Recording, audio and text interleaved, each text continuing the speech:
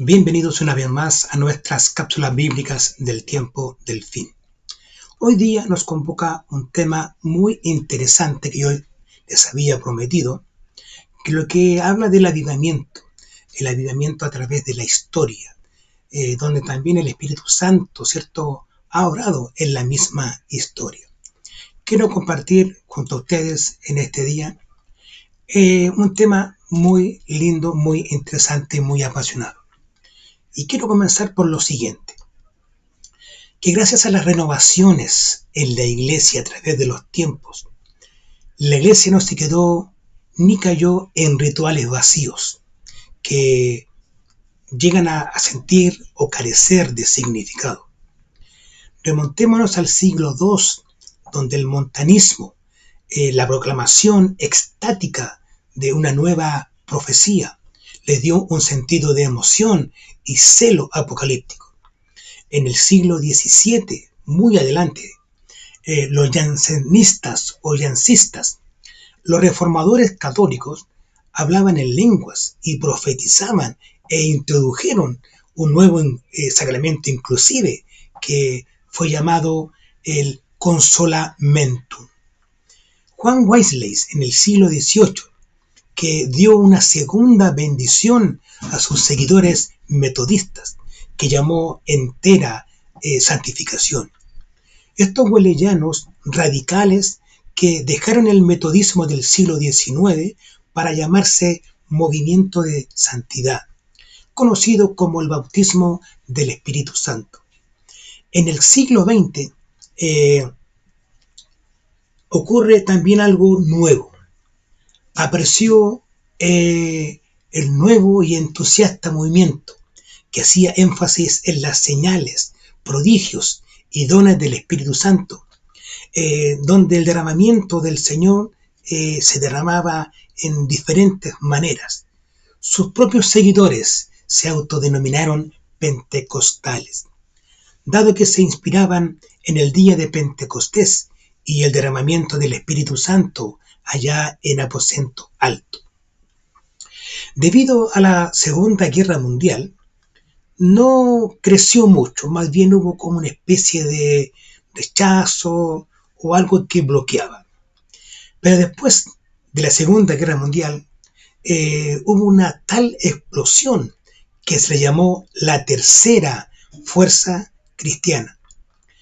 En el año 1954, en Argentina, un evangelista, un predicador que llega de manera espontánea a Buenos Aires, llamado Tommy Hicks, surge el neopentecostalismo, donde ya había este movimiento ingresado a la Iglesia Católica. Esto es como un ápice de lo que vamos hoy día a compartir. Hoy día quiero hacer también una cronología de lo que el Espíritu Santo ha obrado a través de la historia. Y nos remontamos al año 33, donde en el día de Pentecostés en Jerusalén nace la iglesia, donde 3.000 personas se convierten al cristianismo, entre judíos y gentiles.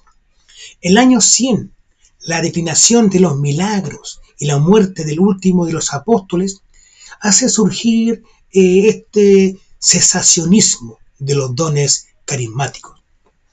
El año 328, expositores del actuar del Espíritu Santo, también con su pluma, escribe Eusebio de Cesarea, Cirilo de Jerusalén, Atanasio, Juan Crisóstomo, Basilio y Gregorio de Niza. El año 381 se forma este concilio de Constantinopla. Entre otros temas, se aclara la divinización del Espíritu Santo. No es que cuando surgió la Biblia en sí, ¿cierto?, surgieron todos los temas. Al contrario, los temas han ido abordando de tiempo en tiempo. El año 540, en Persia, surge el avivamiento del montanismo cristiano con el monje Abraham Casca, que funda el monasterio en el monte de Isla. El año 541, el avivamiento monofisista de Siria y Oriente, el cual lo organiza Jacob Baradeus.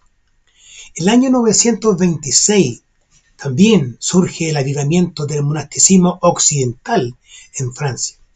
El año 1151 comienza el avivamiento valdense con Pedro Baldo, con un ministerio evangelístico y muy carismático. Y por supuesto, el año 1517 se inician estas tres reformas guiadas por el Santo Espíritu, con tres líderes importantísimos como fue Lutero, Zwinglio y Juan Calvino, que también se agregan otros más en la reforma anabautista, como es Tomás Munzer y Menno Simon. El año 1523, el avivamiento con los protestantes anabautistas bohemios, los hermanos moravos, entre otros, hacen también surgir algo.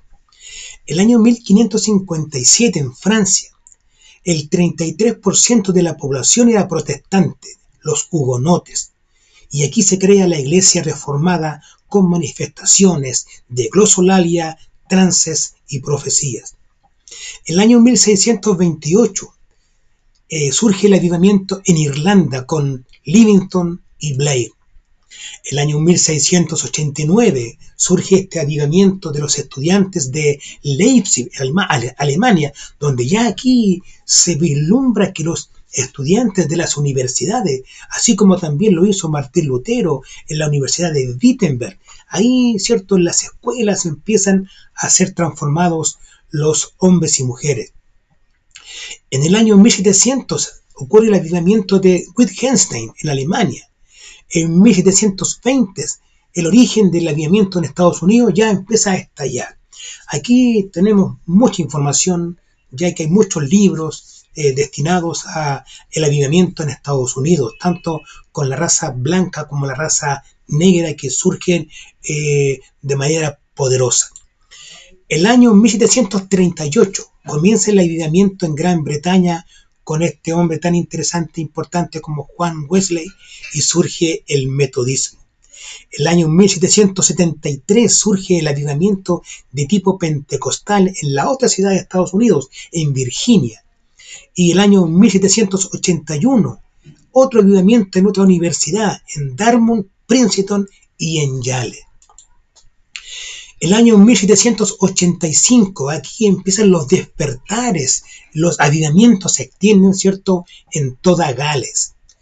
1796, otro avivamiento en Noruega, liderado por Hans Nielsen. Para el año 1800, avivamientos en Escocia, liderados por Lewis Harris.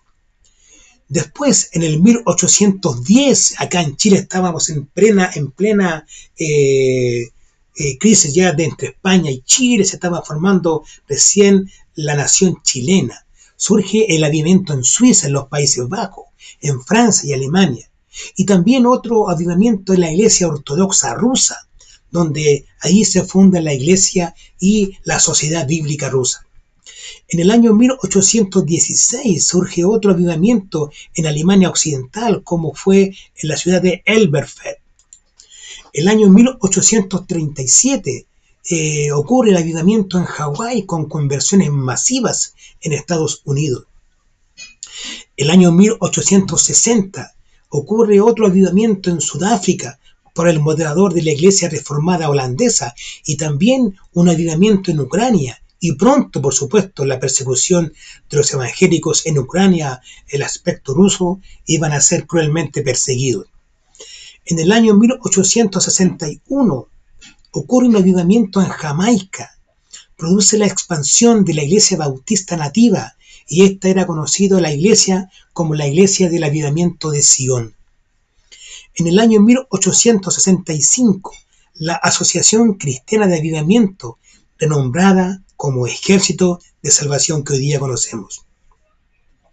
En el año 1871 ocurre un avivamiento en Japón que lo lleva a proclamar la libertad religiosa que a veces en los países es tan necesaria. En el año 1895 se forma la Asociación de Iglesias Pentecostales en América, que ahí nace la Iglesia del Nazareno. Ya para el 1900 comienza el gran derramamiento del Espíritu Santo en el mundo. Aquí ya en Estados Unidos comienza el origen del pentecostalismo.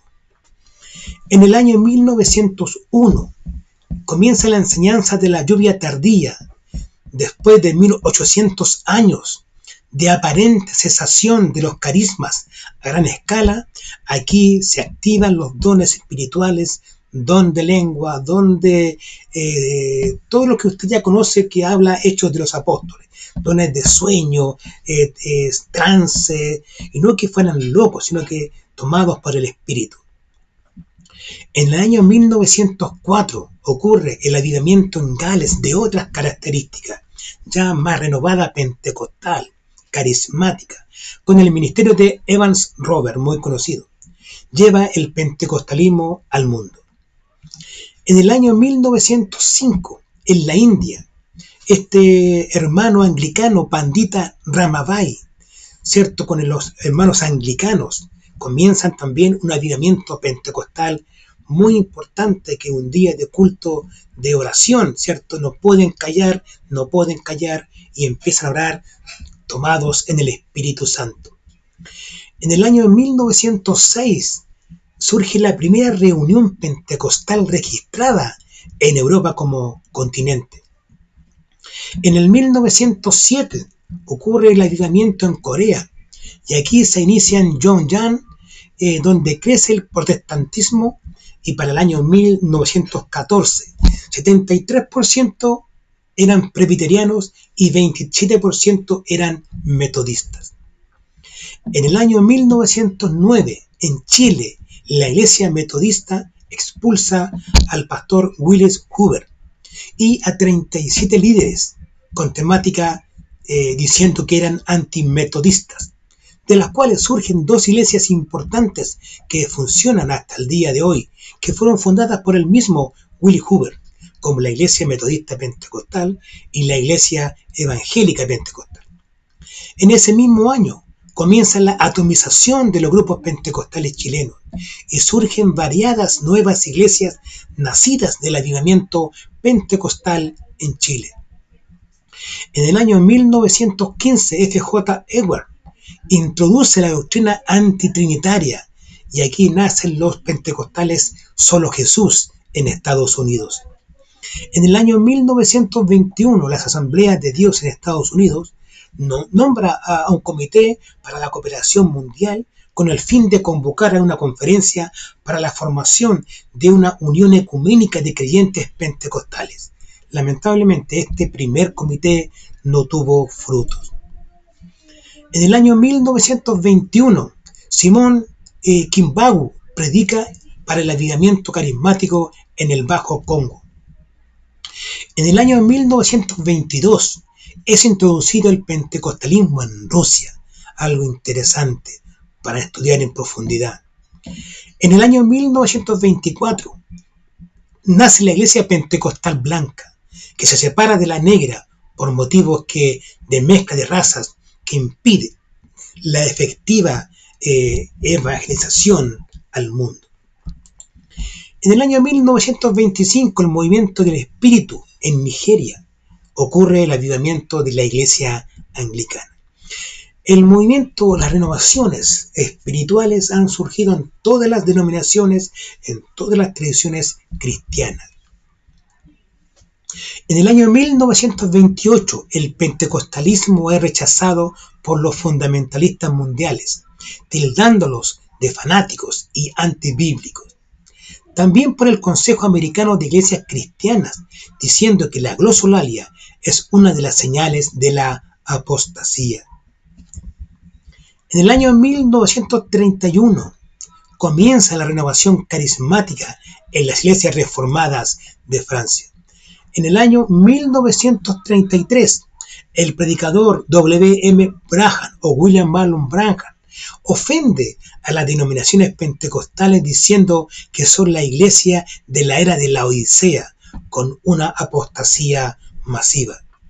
En el año 1934, la Sociedad de Investigación Bíblica, y aquí algo interesante, publica 6 millones de libros de ejemplares del libro Mesías y lo distribuye a los judíos de todo el mundo por medio de 150 sucursales.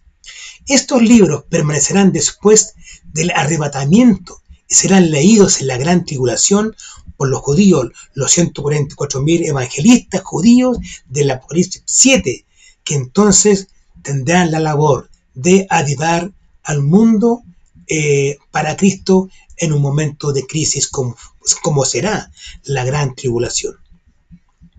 En el año 1936, el coreano Sung Jung-moon inspira la fundación de la Asociación del Espíritu Santo para la unificación del cristianismo mundial.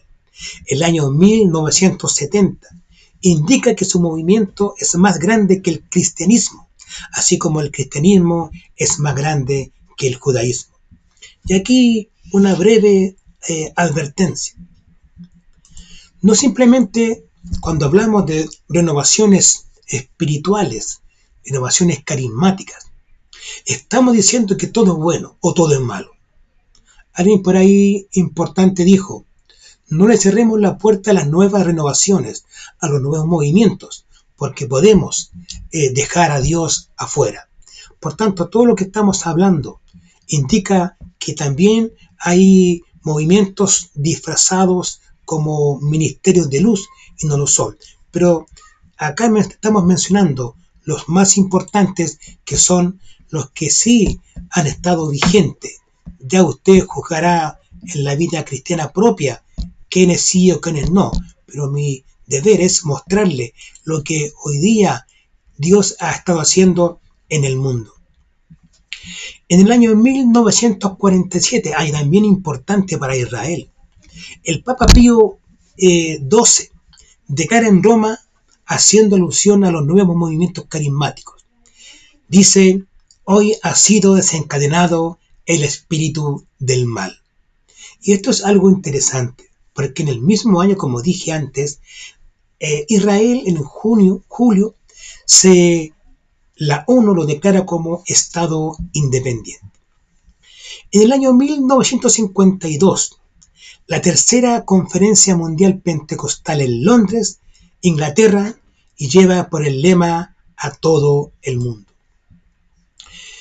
El año 1958 en Brasil se inicia la renovación neopentecostal entre pastores bautistas. Esta se extiende a toda Latinoamérica de iglesias protestantes. Hubo gran crisis, grandes cismas, divisiones por motivos teológicos cristianos. En el año 1960 se extiende la renovación neopentecostal en la Iglesia Episcopal de Estados Unidos. En el año 1977, y aquí vamos a cerrar, en Grecia, los carismáticos ortodoxos organizan la Cruzada para Cristo, lo que en Chile posteriormente en los años 90 surge como la Marcha para Jesús. Aquí el año 77, donde ocurre la primera conferencia sobre la renovación carismática en las iglesias cristianas. La primera verdadera junta ecuménica que incluye a todos los pentecostales en Kansas, USA, con el lema Jesús es el Señor. Hasta el momento podemos esbozar todo lo que Dios ha hecho a través del Espíritu Santo en la historia, donde la renovación de los fieles, de la fe, de los dones, ha hecho que la iglesia esté viva, que esté en movimiento, sin ser activista, sino que ser usado por el Espíritu Santo. Y también podemos mencionar algunos líderes también importantes que van a estar en boga. Hay muchos líderes, muchos hermanos, muchos predicadores que podemos nombrar o nombrar sus resúmenes, lo que Dios ha hecho, lo que Dios ha formado. Y por supuesto, no nos podemos quedar afuera con el primer hermano que habló y que tuvo algo interesante como renovación espiritual. El anglicano Juan Wesley, que después por él viene la teología wesleyana y por su método después viene el metodismo. Cuando se habla de esta segunda bendición que da Juan Wesley, él dice algo interesante, nombra 11 puntos muy importantes para dar a entender su resumen de lo que ha visto en los movimientos espirituales. Un cambio instantáneo ha tenido lugar en algunos creyentes. Nadie puede negarlo. A partir de ese cambio disfrutan de un perfecto amor, sienten esto y solo esto, se regocijan siempre, orar sin cesar y dan gracias en todo. Ahora bien, esto es lo que llamo perfección. Por tanto, estos son testigos de la perfección que predico. Pero en algunos, este cambio no fue instantáneo. Ellos lo percibieron el instante en que se produjo. Suele ser difícil percibir el momento en que muere un hombre, pero hay un instante en que cesa la vida. Y si el pecado cesa en algún momento, debe haber un último momento de su existencia y un primer momento de vida de liberación en las personas. Lo que intenta decir, a grosso modo, muy sencillo, Juan huele que todas las personas, los cristianos, tenemos una segunda opción de estar vivos, de ser tocados. Y cuando somos tocados por el Espíritu, hay que darle con todo. También tenemos a otro hermano de importancia en la renovación del Espíritu y el avivamiento, como es el pastor Charles Fox Parham. Un hombre que es reconocido generalmente como quien primero formuló la doctrina pentecostal y un fundador teológico del movimiento, fue Charles Fox Parham. Su doctrina, el don de lenguas como evidencia bíblica del bautismo en el Espíritu Santo, llevaría directamente al movimiento de la calle Azusa en 1906 a la creación del movimiento pentecostal mundial. Parham nació en Muscatine, Iowa, el 4 de junio, y en su juventud fue un enfermo crónico que estaba postrado en cama durante meses. En uno de estos periodos creyó recibir un llamado al ministerio, y comenzó a leer y estudiar la Biblia en profundidad. Cuando tenía 13 años, su madre murió, lo cual lo afectó profundamente. Durante este periodo de crisis nació de nuevo bajo el ministerio de un hermano llamado Lippard, de la congregación House Church. Este fue un hombre que tiene mucha implicancia en lo que es el avivamiento espiritual y pentecostal en el mundo. Este mayormente era de Estados Unidos. Y en esta misma avivamiento de calle Azusa, el diario de Angeles Times, en abril del 1906, dice que apareció un artículo periodístico sobre las reuniones de la calle Azusa en Los Ángeles. Era una noticia plana, según Bartman, un personaje. Esta era vergonzosa, o una cobertura vergonzosa de la prensa. Solo hizo que viniera más gente. ¿Se fijaba cuando alguien ocurre algo y hay mucho movimiento, más gente llega a ver? Y esto ocurrió aquí. Las palabras utilizadas para describir la reunión: extraños, fanáticos, irreverentes, locos, salvajes. Bueno, esas eran las palabras de ese calibre que muchas veces también encontramos para denigrar un movimiento nuevo, para denigrar algo que están haciendo sin esperar que logre sus frutos y que logre, asentarse en su doctrina. También en el futuro surge otro hermano, un hermano presbiteriano, Edward Erwin. Este don de lenguas es el acto supremo. Ninguno de los profetas antiguos lo tenía, ni Cristo. Pertenece a la dispensación del Espíritu Santo, que procede del Cristo resucitado. Es la proclamación de que el hombre está entronizado en el cielo, que el hombre es el lugar donde Dios habita de toda la creación. Para conocer a Dios, debe prestar oído a la lengua del hombre y conocer la brújula de la razón. Este hombre que también es parte importante en el avivamiento espiritual en Estados Unidos, el hombre presbiteriano y en todas partes del mundo, es lo que Dios toma para también renovar, los cambios. A veces Dios tiene que mover los asientos, mover las masas, tiene que mover las sillas, mover a hombres para que el hombre en la iglesia, en la congregación, también se active.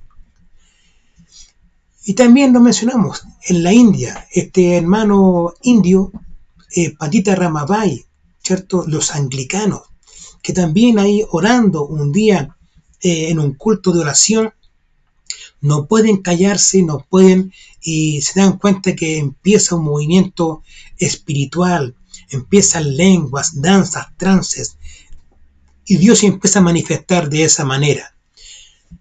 Por tanto, es muy también interesante este hermano indio Pandita Ramabai con los anglicanos de aquella época en la India, que también se dejan atrapar y llevar por el Espíritu Santo en lo que es un avivamiento. Una mujer, hay muchas más mujeres también, pero aquí una mujer, Kathryn Kuhlman, esta evangelista famosa que después de la Segunda Guerra Mundial no tenía muchos estudios. Y también ocurre también algo interesante. Esa gente humilde, esa gente sin estudio, esa gente que inclusive requiere más de la Biblia, Dios las toma para hacer cosas importantes en la vida.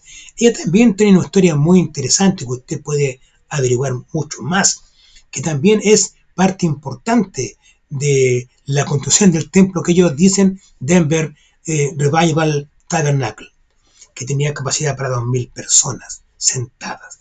Y ahí Dios también se manifestó a través de Kathryn Kuhlman. En Chile, yo pienso que aquí hay mucho también que conversar y que hablar y que conocer. Usted puede integrar en libros. Hay 2 libros muy interesantes que hablan del avivamiento pentecostal en Chile, hechos por Willie Hoover. El crecimiento en Chile fue rápido. Para el 1911 había 10 iglesias. Para 1929-22, Hoover, con el título de obispo, fue el líder indiscutido de estas congregaciones que produjo un cisma el año 32. Hay también otra parte estaba dirigida por Manuel Umaña, pero habían temas que usted debe averiguar. Hay temas también que cómo este gringo nos va a empezar a dirigir, que cómo este gringo nos va a mandar. Y surgen cosas interesantes de celo, porque un gringo también tomaba las riendas de una iglesia naciente chilena, de corte por supuesto pentecostal.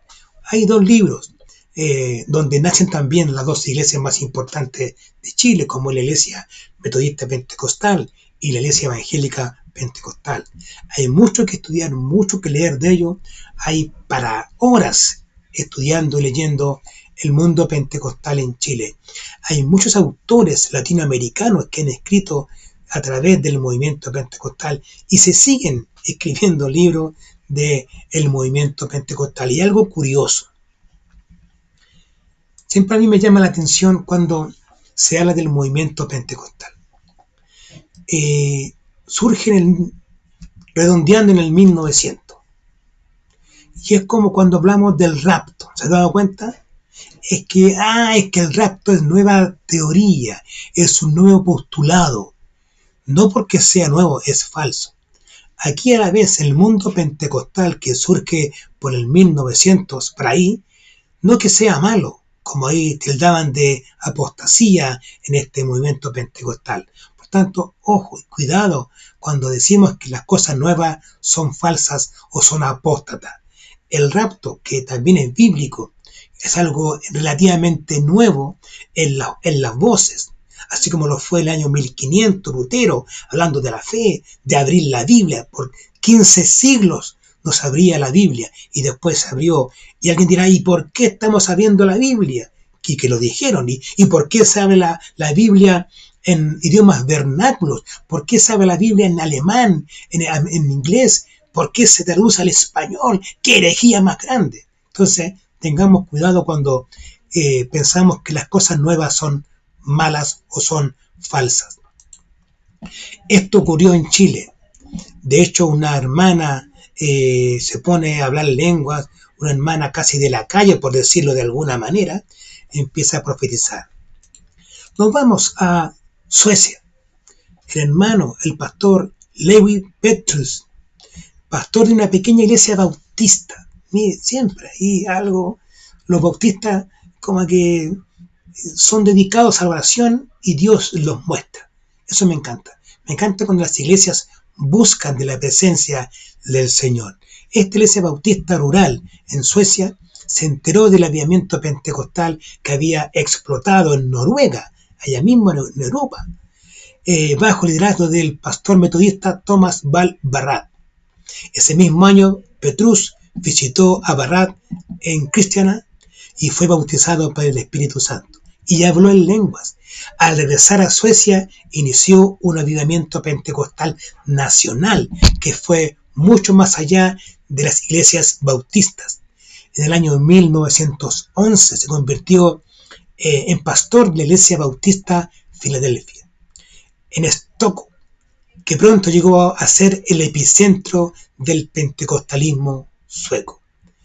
El año 1913, la Convención Bautista Sueca expulsó a Petrus y a toda su congregación de la denominación. Poco después, la iglesia Filadelfia creció hasta convertirse en la iglesia libre más grande de Suecia. Petrus insistió en que las iglesias pentecostales de Suecia fueran totalmente autónomas, aunque ejerció un control apostólico sobre el movimiento hasta su muerte el año 74. Se ha fijado que, al igual que Willie Hoover, con los hermanos de la iglesia metodista episcopal, que habían sido expulsados por llamarlos antimetodistas, pero no dejan que Dios trabaje asentar las bases, organizarnos, poder crear, tomar reflexión, ver, Señor, qué está ocurriendo, qué está pasando, para que usted nos pueda guiar. Pero esto pasó también en Suecia. Willie Seymour, de todos los líderes religiosos afroamericanos destacados del siglo XIX, uno de los menos apreciados es William Joseph Seymour, el pastor de la misión de la calle Azusa en Los Ángeles, donde se inicia el movimiento pentecostal mundial. Solo en las últimas décadas los estudiosos han tomado conciencia de su importancia, quizás a partir del historiador Sidney Armstrong de la Universidad de Yale, que dijo que Seymour personificaba una piedra negra que ejerció su mayor influencia directa en la historia religiosa estadounidense. Lo colocó así a la cabeza de figuras como Du Bois y Martin Luther King Jr. William Joseph Seymour nació en Centerville, Luisiana, el 2 de mayo, hijo de los ex esclavos Simón y Philip Seymour. Aunque se crió en la iglesia bautista, en su juventud solía tener sueños y visiones. A los 25 años se mudó a Indianápolis, donde trabajó en los ferrocarriles y fue mozo en un restaurante distinguido. Aproximadamente para este tiempo contrajo viruela y quedó ciego de su ojo izquierdo. Es lo que quería comentarles, explicarles de lo que es el avivamiento espiritual, de lo que el Espíritu Santo ha obrado en la historia de la humanidad, donde el Señor también nos va a mostrar en los siguientes tiempos, tal vez con qué cosa nos va a sorprender. Cuidado con dejar y decirle no a todo. Dejemos que Dios también trabaje en las personas, en las iglesias, en las congregaciones, para que sea derramado el Espíritu y la iglesia no se estanque, no se quede ahí podrida como en los pantanos. Dios te bendiga, te espero también en una próxima cápsula bíblica del tiempo del fin.